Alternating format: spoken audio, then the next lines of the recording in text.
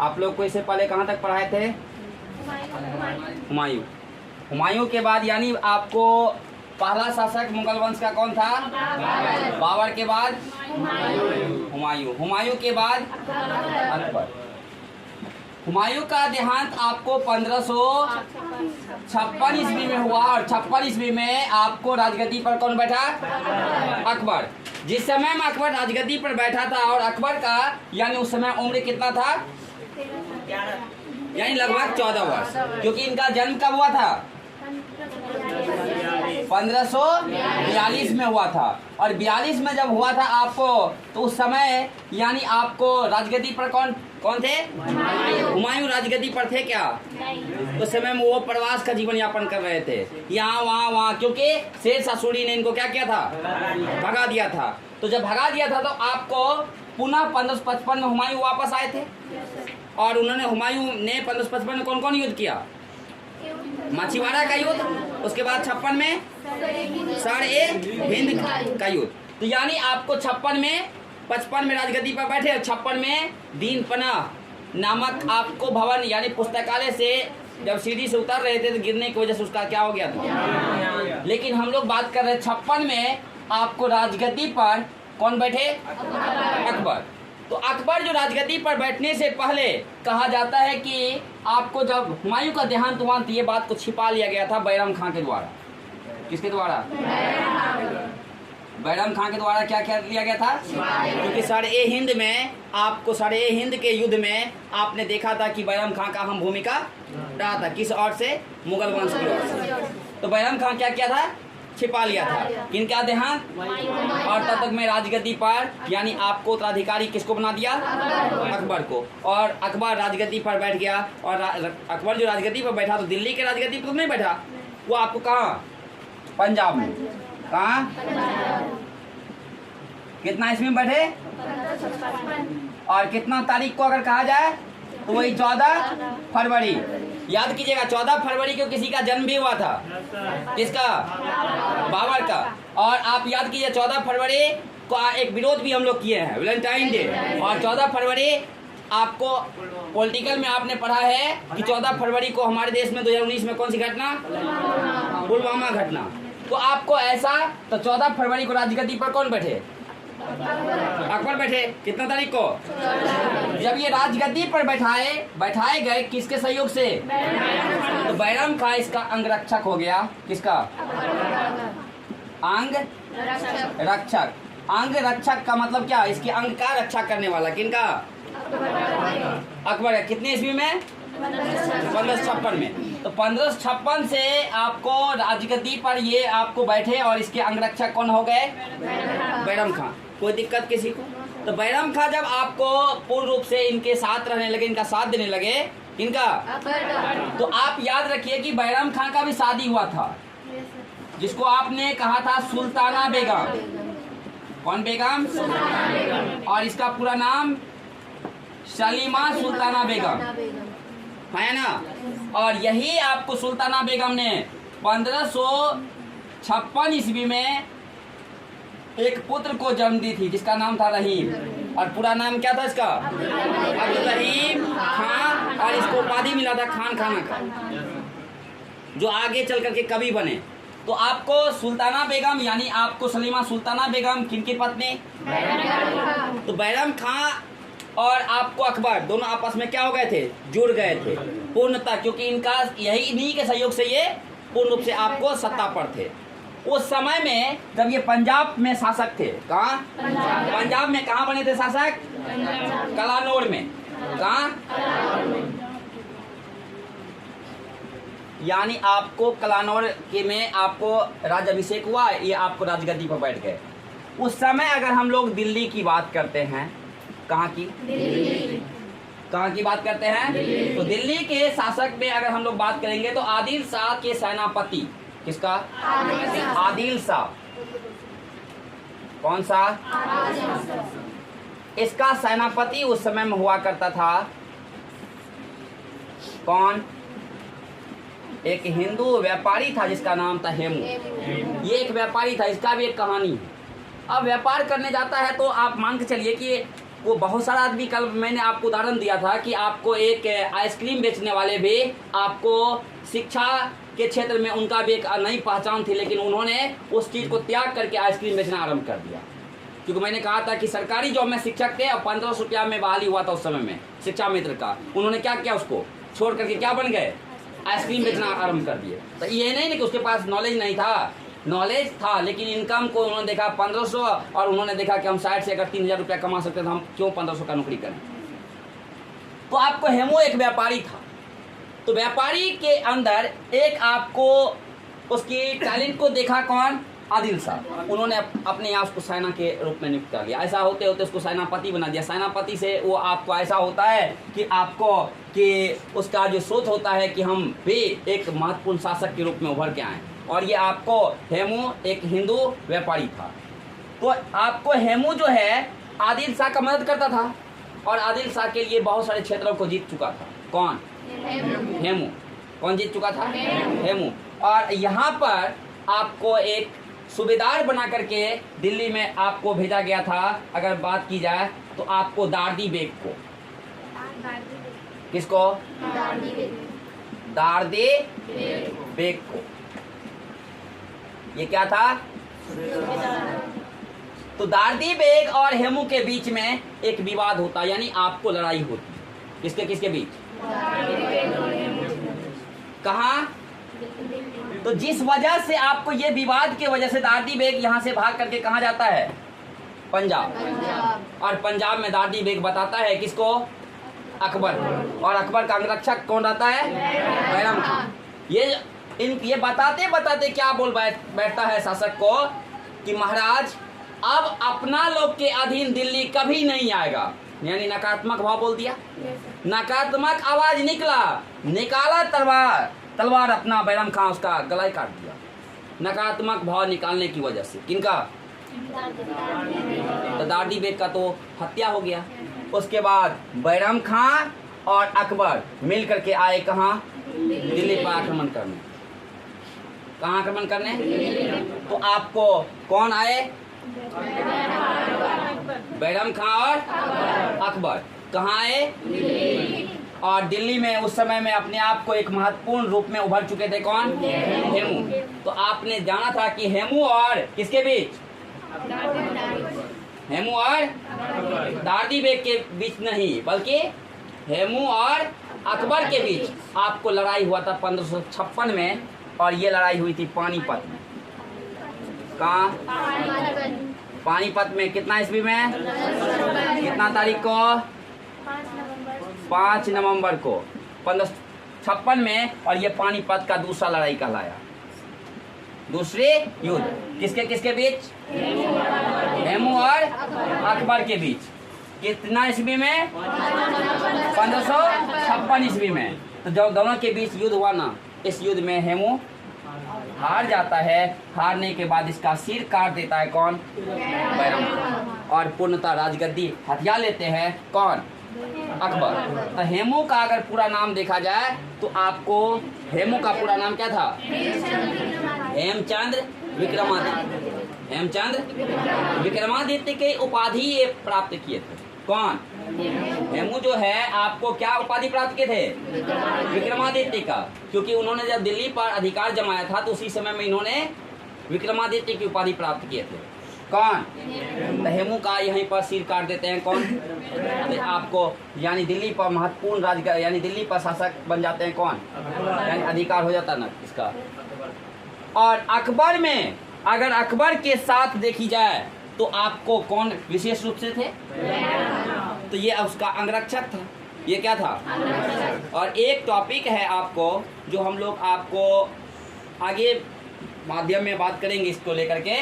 तो हम लोग सबसे पहले इसका अंगरक्षक की बात करेंगे। तो आप बताइए जरा सा कि अकबर किसका सुनता था, बैरम खान। और अकबर के दरबार में भी तो कुछ लोग होंगे जो आपको इससे ईर्ष्या करते होंगे। किससे, बैरम खान से, है ना। और दूसरा मुद्दा, यानी जैसे आपने याद करो कि अंग्रेज और आपको भारत, यानी आपको अंग्रेज जो आया था फूट डालो शासन करो की नीति एक अपनाया था। ऐसा ही नीति उसके दरबार में भी कुछ लोग अपनाने लगे। किसके दरबार में, अकबर के दरबार में। तो एक आपको है माहम अग्ना, माहम अनगा के रूप में जाना जाता था। या आपको ये आपको क्या थी, एक दाई नहीं होती है रक्षा यानी देख रेख करने वाला। याद करो जिस समय में अकबर आपको जन्म लिया था उस समय अमरकोट में था, यानी एक राजा का दिन और बाप तो कहीं और था। इसका देख रेख करने के लिए महाम अनगा रहती थी, ठीक। तो एक दाई न हुई, है ना। तो ये आपको इसके अधीन, यानी आपको क्योंकि दाई का भी तो बात सुनता होगा ना, कौन, और साथ ही साथ अकबर जो है किसका बात सुन रहा था, लेकिन बैराम खां था शिया मुसलमान। याद करो मैंने कहा था शिया, और अकबर थे सुन्नी मुसलमान। जो हजरत मोहम्मद साहब को मानते हैं वो आपको सुन्नी मुसलमान थे, यानी सुन्ना में विश्वास करने वाले। और जो आपको मोहम्मद अली के अनुसार तो वो क्या मुसलमान। तो आपको ये जो आपको है महाम के अलावा अन्य सेनापति और महाम का पुत्र खुद आपको आदम खां भी उकसाने लगे। किनको, इनका पुत्र का नाम था आदम खां। ये माँ और पुत्र मिलकर के अकबर को विभिन्न बातों को लेकर के यानी मतभेद करवाने लगे। किसके साथ, बैराम खां के साथ, कि बैराम खां आपको विभिन्न तौर तरीके से तुम्हारे यानी साथ तो दे रहा है, देखो मनमानी करने लगा है, कल आपको राजगद्दी हथिया लेगा। बहुत सारी ऐसी मतभेद वाली बातें किसके मन में देने लगे। तो जब अकबर गौर करने लगा तो अकबर को लगा कि बात सही कह रहा है। कौन कह रहा है बात सही, बोलो, महाम और आदम खां और अन्य सेनापति। इसी को देखते हुए आपको अकबर को भेज देते हैं, सॉरी अकबर के माध्यम से भेज दिया जाता है बैराम खां को। कहाँ, हाज करने। तब तक में आपको ये जो अंगरक्षक का रूप में रहता है तो 1556 से 1560 ईस्वी तक, और 60 ईस्वी में इसको कहाँ भेज दिया जाता है, मक्का, सऊदी अरब हज करने के लिए। इनको यानी मक्का जो भेजा जाता है ना, किसको, बैराम खां को। तो बैराम खां मक्का जा रहे होते हैं, रास्ते में ही मुगल वंश के शासक यानी आपको सेनापति या सेना सब आक्रमण कर देता है। किन के ऊपर, बैराम खां के ऊपर। तो बैराम खां बेचारा चुप रहेगा क्या, बैराम खां के ऊपर आक्रमण करते हैं। तो आपको बताइए बैराम खां तो चुप नहीं रहेंगे। बैराम खां के बीच में युद्ध हो जाता है। किसके बीच, मुबारक खां, बैराम खां और अकबर के सेना के बीच। इसको हम लोग कहते हैं, ये युद्ध जो हुआ था तिलवाड़ा में हुआ था। कहाँ हुआ था, तिलवाड़ा में। इसको हम लोग तिलवाड़ा का युद्ध कह सकते हैं। तिलवाड़ा का युद्ध में किसका सेना था, अकबर और बैराम खां, दोनों के बीच क्या हो गया, युद्ध हो गया। इसमें बैराम खां हार गया। तो बैराम खां को पकड़ के लाया गया। तो बैराम खां तो बताइए, बैराम खां का ऋणी था ना अकबर, क्योंकि अगर अकबर राजगद्दी पर बैठा था, अकबर उस समय में 14 साल का था, तो उसको आपको मार करके भी तो राजगद्दी पर बैठ सकता था बैराम खां, लेकिन उन्होंने मारा नहीं ना, इसलिए ये ऋणी थे। कौन, अकबर। तो अकबर ने यहाँ 3 सलाह दिए। किनको, कहे या तो आप चल जाइए हज करने, या आप याद रखिए पहले अंगरक्षक के अलावा सूबेदार वजीर पद दिया था, प्रधानमंत्री का पद दिया था। उसके बाद इसको कहा था या तो आप सेनापति या अन्य पद पे चल जाइए, यानी नीचे पद पे। बताइए जाएगा, जो पहले ऊंचा पद पे रह चुका है उसको नीचा पद मिले वो रहेगा। उन्होंने क्या कहा, हमें नहीं चाहिए, पद नहीं चाहिए, एक क्षेत्र भी मुझे नहीं चाहिए, ठीक, जो आपकी अधीनता वाली हो। साथ ही साथ हम कहाँ चल जाएंगे, हज करने जाएंगे, वहीं अपना जीवन यापन करेंगे। कौन, तो बैराम खां निकल गया कहाँ हज करने। तो आपको जा ही रहे थे कि गुजरात पहुंचे। कहाँ, तो गुजरात जब पहुंचे तो गुजरात में आपको पाटन नामक स्थान पर पहुंचे। तो याद रखिए मैंने क्या कहा था, शिया और सुन्नी का नाम लेकर के दोनों के बीच मतभेद करवाया गया था। किसके द्वारा, महाम और आदम खां और उसके अन्य सेनापतियों के द्वारा। बोलिए हाँ या ना।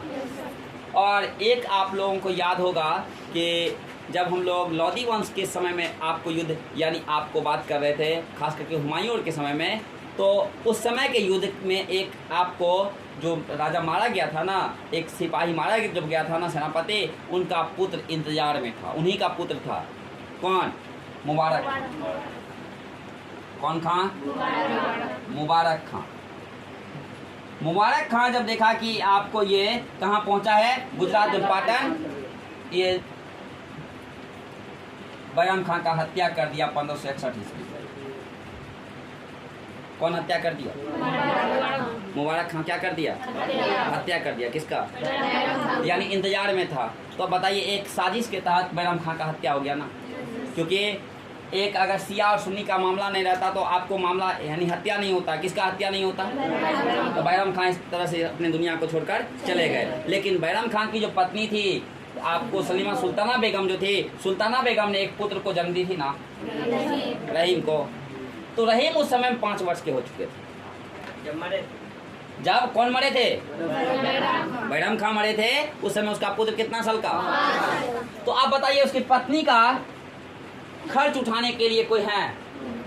ऐसी स्थिति में अकबर क्या करते हैं, इनसे एक आधार पर आपको, जिसको देखिए पहले अकबर का शादी हो चुका है, इसकी हम लोग अलग बात करेंगे। अकबर ने दूसरा यानी इसको एक बेगम का उपाधि देकर यानी शादी करके इसको वही दर्जा दिया जो दर्जा आपको पहले मिला हुआ था बैराम खां की पत्नी को। उस अनुसार इसका अच्छा से देख रेख हो जाए, लेकिन शादी इससे निकाह कर दिया।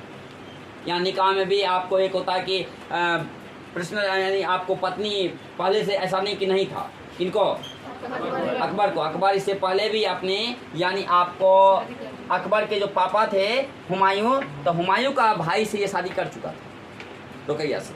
कौन? कौन? अकबर। लेकिन यहाँ पर फिर एक शादी कर किसे कर लिए? तो सुल्ताना से। तो सुल्ताना का पूरा खर्च कौन उठाने लगे? अकबर। तो अकबर इस प्रकार से अकबर की पत्नी बन गई कौन? सुल्ताना बेगम। और आपको इसका यानी पालन पोषण एक जैसे राजा का बेटा का होता था उस प्रकार से अच्छा से होने लगा। किसका? रहीम का। रहीम का देख रेख में कहीं कोई तरह की कोताही नहीं रखी गई। किसके देख रेख में? तो रहीम का भी आपको देख रेख अच्छा से होने लगा था। किसका? रहीम का। अगर हम लोग बात करेंगे इसके अलावे तो आपको रहीम का जो देख रेख बेहतर ढंग से होने लगा था किसके दरबार में? अकबर के दरबार में। किसके दरबार में?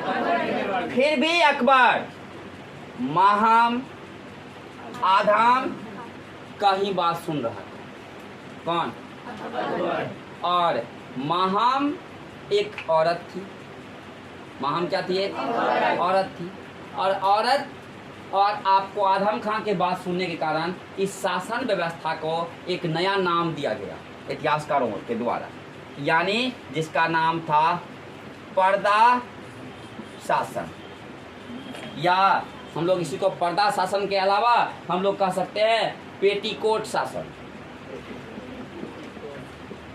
पेटीकोट हम लोग की माँ लोग भी पहनती है, लेकिन हम लोग इसलिए इसका पेटीकोट सरकार का दे या पेटीकोट शासन कहे या पर्दा शासन कहे, क्योंकि इस शासन व्यवस्था में अकबर सिर्फ किसका सुनता था?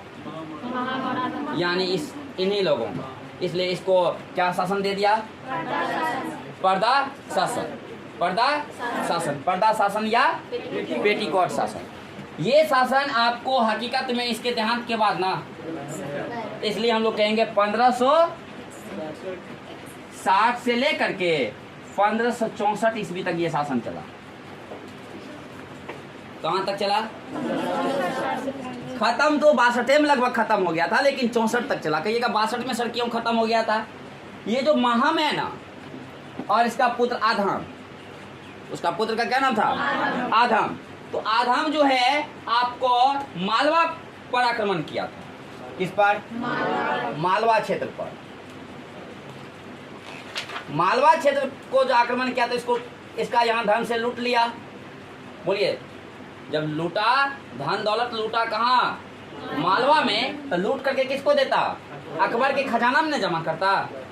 एक खजाना में जमा करके खुद हथियार लिया। तो बताइए अकबर नाराज होंगे कि नहीं होंगे? इसलिए अकबर ने इनको मृत्यु दंड दिलवा दिया। कितने ईस्वी में? तो हम लोग कहेंगे 1562 ईस्वी में। तो 1562 ईस्वी में दुनिया को छोड़कर चले गए। जब कोई माँ अगर देख ले कि मेरे पुत्र का देहांत मृत्युदंड मिल गया है, जिस अकबर का मैंने पालन पोषण किया था, इस सदमे में माँ भी इस दुनिया को छोड़कर 1562 में चली गई। अब बताइए, आपको जब महम भी चली गई, आधम भी चला गया, तो ये विधि व्यवस्था भी तो, पर्दा शासन व्यवस्था भी तो खत्म होगी ना। तो यहीं पर कहा जाता है कि पर्दा शासन व्यवस्था यानी पेटीकोट शासन या पेटीकोट सरकार की विधि व्यवस्था।